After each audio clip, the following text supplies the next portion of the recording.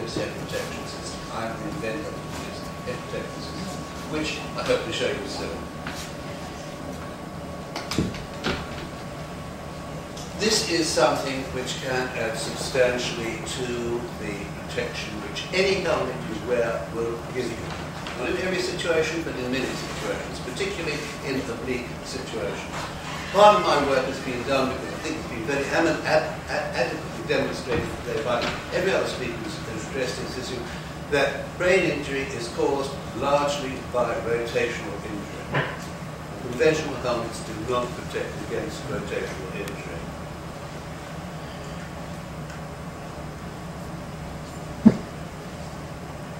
A major point. If you hit a head, it rotates. Any situation, there is no head impact. There's one head impact which will not cause rotation. And that is if that impact passes through the atlanto-occipital joint, the fulcrum on which the head sits.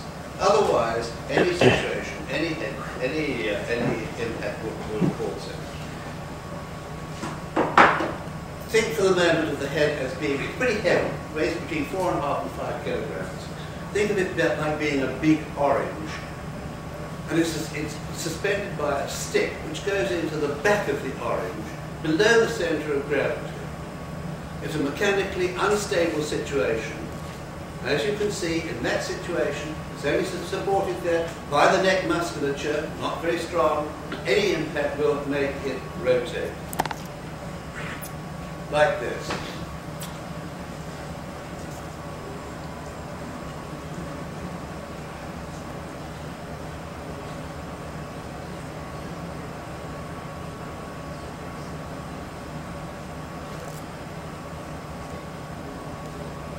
One single, not very big blow which caused rotation in 3 axes.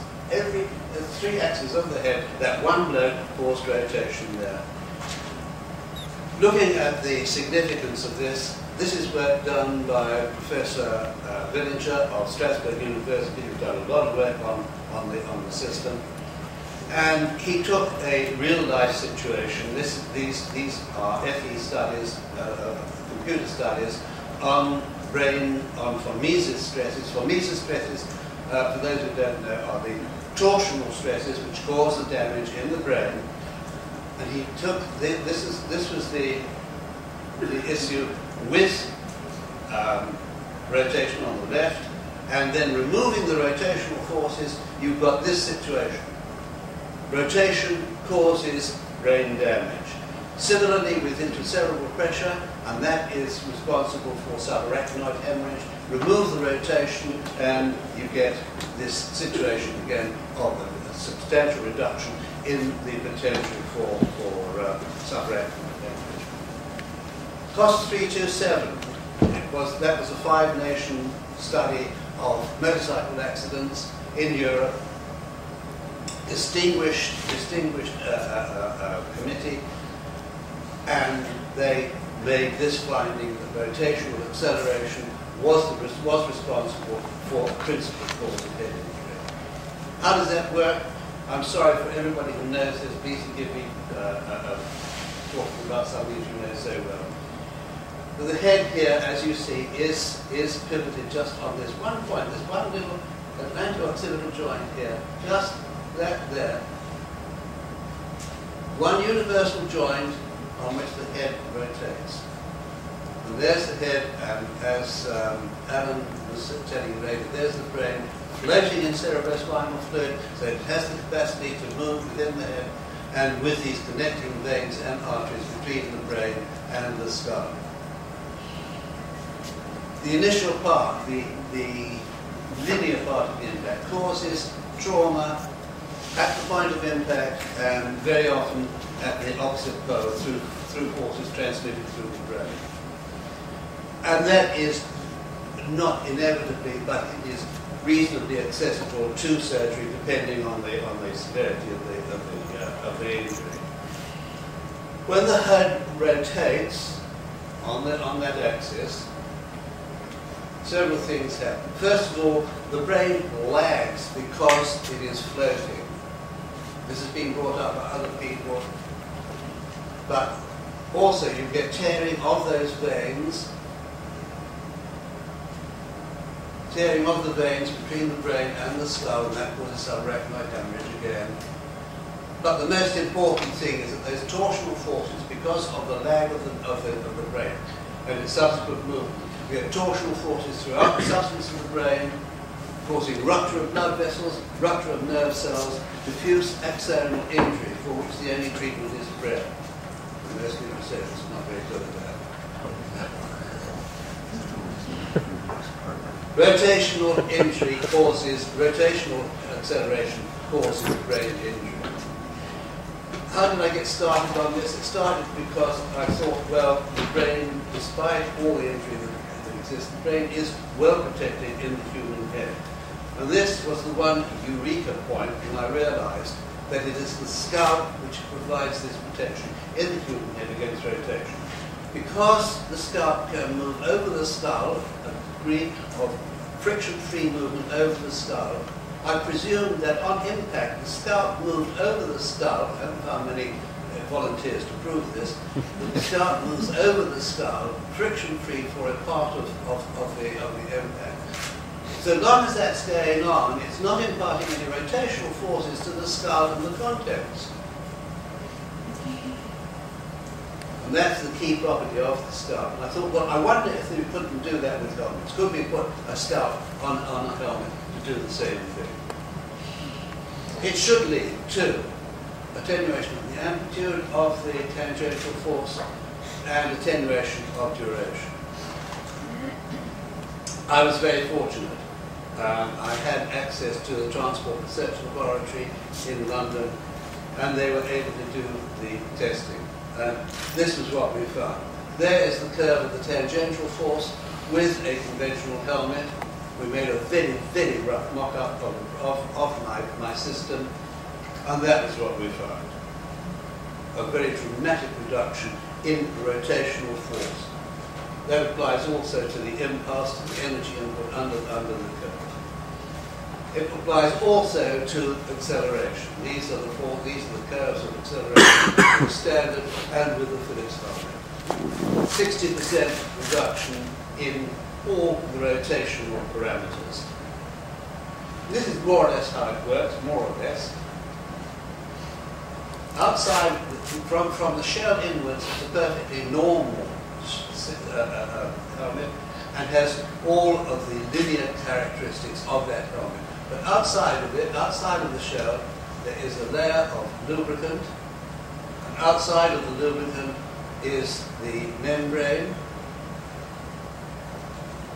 which is fixed at the parameters, fixed at the periphery. The idea being then that on impact, with the helmet moving in this direction, instead of there being a high friction interface between the shell and the impacting surface, it slides on that membrane and doesn't rotate. Here's one.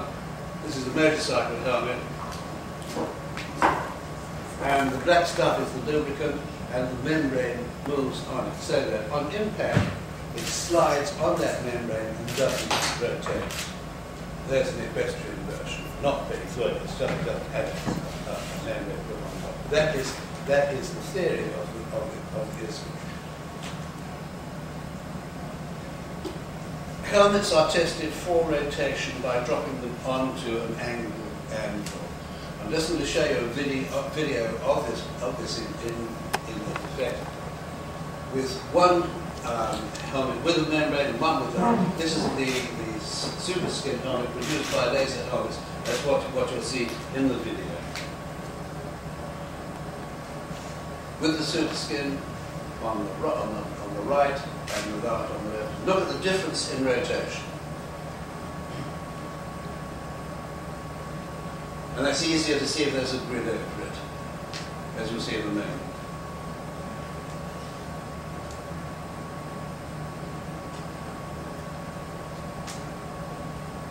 A dramatic reduction in rotation. If there are any questions, please put them in. Going back then to the findings of the cross 327, again they found that rapid rotational motion was responsible for 60% of head injury. It's been tested relative to many, many conventional helmets. And over all those things, the average reduction in peak rotation and acceleration was 49%, reduction in peak tangential force of 46%. All of these are relevant in terms of inducing rotational injury.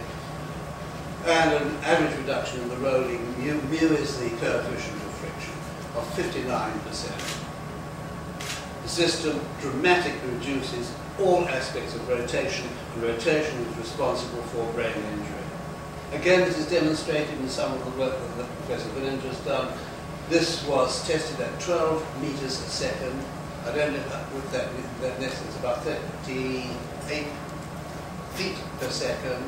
It's faster than I know any other helmet that's been tested in any situation. And here we've got this dramatic reduction in the von Mises stresses at 12 meters a second. The average equestrian impact is about 10 meters a second. Equestrian helmets are not tested for rotation.